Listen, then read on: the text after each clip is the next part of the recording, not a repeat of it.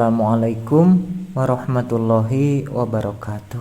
Teman-teman, mari kita teruskan lagi novel yang berjudul Istri yang Diharamkan Ibuku, dan sekarang kita sudah masuk ke bab 10, Langkah Setan. Halo Jaf, Assalamualaikum. Apip menyapa sepupunya. Waalaikumsalam. Jaf, Suara Apip menggantung karena Japir menyela. Pip, tolong jaga Azalia untukku. Suara di ujung telepon mengagetkan Apip. Apa maksudmu? Pria yang dikenal soleh itu tak mengerti apa maksud sepupunya. Jika hanya menjaganya agar saat ini perempuan itu aman ketika dia pergi, bahkan tanpa diminta pun, ia sudah akan melakukannya dengan meminta bantuannya pada Annika. Suara berat Jafir terdengar serak, tak seperti biasanya. Jaf, aku tahu bahwa kamu sekarang sedang shock, tapi mari kita cari jalan lain dulu. Bagaimana kalau kita membuat second opinion? Apa kamu mau aku melakukan tes DNA di luar negeri? Panjang lebar Apip bicara lantaran takut jika Japir yang memiliki jiwa rapuh lantaran belum lama hijrah itu akan berputus asa dari rahmat Tuhannya. Ia takut karena keputusasaannya Japir akan memutuskan sudah tak mau mendengarnya. Namun meski begitu, Apip tak akan menyerah dan membujuk pria itu agar tak mengikuti langkah-langkah setan. Sudahlah Pip, aku tak mau semakin tersiksa dengan rasa penasaran dan harapan yang nantinya akan berakhir sia-sia. Jaf, aku tutup dulu Pip. Tolong temui aku nanti malam di kafe biasa kita ngobrol. Japir menutup panggilan sepihak.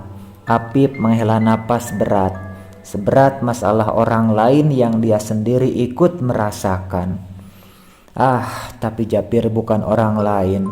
Selama ini meski mereka sepupu dan sering dibanding-bandingkan, Japir tetap mau bergaul dengannya dikala teman-temannya yang dulu biasa nongkrong dengan Apip menjauhinya, dengan alasan pemuda itu bicara dan sikapnya sudah tak seasik dulu.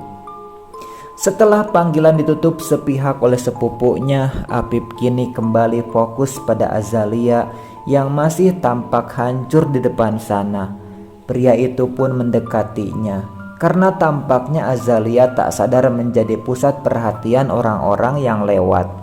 Dia bahkan mengabaikan tatapan orang-orang itu kala berpikir dialah yang membuat wanita cantik itu menangis seperti sekarang. Tapi tak semudah itu Esmeralda. Ibu-ibu yang lewat nyatanya tak segan memakiku. Mas, jangan kasar dong sama wanita. Apalagi melihat pakaian yang dikenakan Azalia tertutup rapat dan syar'i. Mereka pasti akan lebih tak terima. Aku hanya ingin menolongnya. Pria itu meringis karena takut jika salah seorang dari beberapa bereaksi berlebih dengan menyerang atau melaporkannya pada keamanan. Pria itu lalu berjongkok di depan Azalia yang duduk sembari menyembunyikan kepalanya di antara kedua lututnya. Azalia, Apip menyebut namanya dengan lembut tanpa berani menyentuh perempuan itu.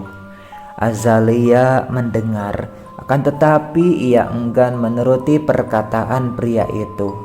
Kalau kamu tetap begini, aku akan digebuki massa karena mereka pikir telah menganiaya kamu, ucap Apip yang seolah memohon pada Azalia agar mendengarkan kata-katanya.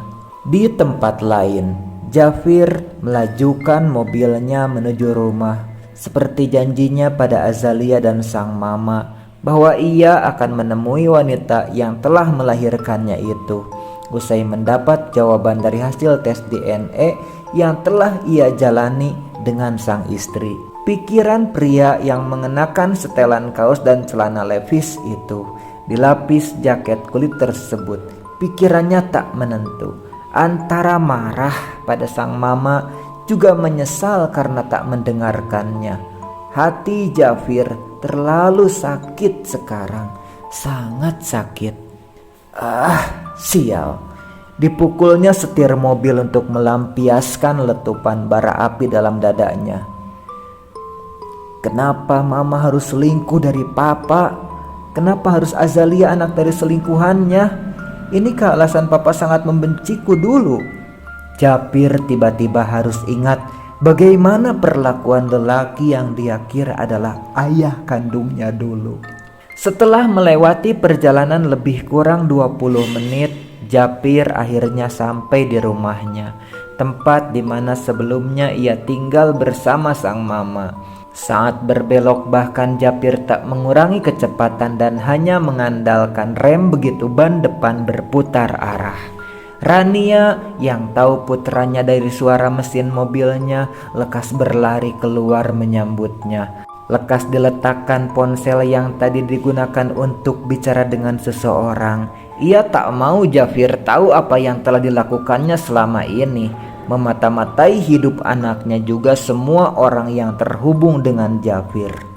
Wah. Jangan-jangan tes DNA-nya. Kita tunggu jawabannya di episode berikutnya.